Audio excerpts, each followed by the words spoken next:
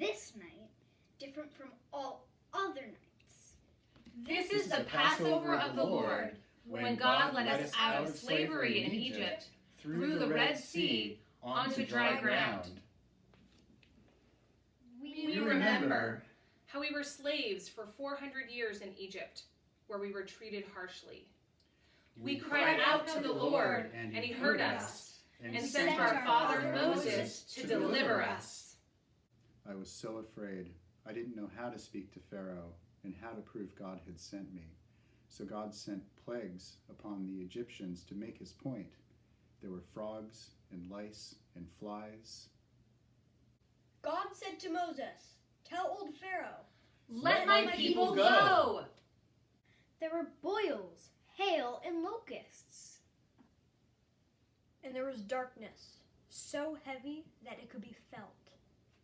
Then came the worst and saddest plague of all, the death of every firstborn in all of Egypt. God said, "Have the people eat their last meal in Egypt. Tell them to take one lamb for every family and roast it and eat it in haste." We ate it with unleavened bread and bitter herbs, with our sandals on our feet and our walking sticks in our hands. We remember how we took the blood of the lamb and smeared it on our doorposts, so the angel of death would pass over our homes. And then we rose up and left the land of oppression. We left so quickly. Our dough was still rising. Our kneading bowls were wrapped on our shoulders. Our sleeping children were nestled in our arms. How happy we were until we came to the shores of the sea.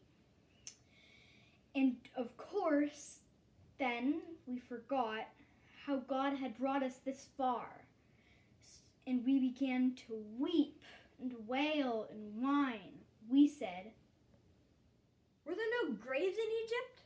Moses, that you brought us out here to die?" We should never have left. Better to live as slaves than to die in freedom. Imagine being so afraid that you'd rather be slaves to, well, anything, no matter how bad it is. But God said, "Moses, tell the people, do not be afraid. Stand firm, for you will never see the Egyptians again. The Lord will fight for you, and you have only to stand firm." "Lift up your staff, Moses, and stretch out your hand over the sea and divide it. And the Israelites will go through on dry ground." The Lord drove back the sea with a strong east wind that blew all night and turned the sea to dry land.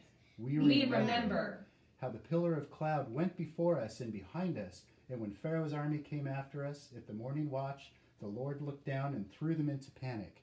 God said, "Moses, stretch out your hand again so the waters of the sea may return to their place." So I did, and Pharaoh's army was drowned in the sea.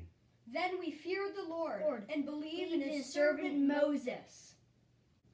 And when we came safely to the shore, we remembered how our mothers danced and sang all through the night. Because God had brought us out of slavery and led us through the seas to bring us home to the land of promise.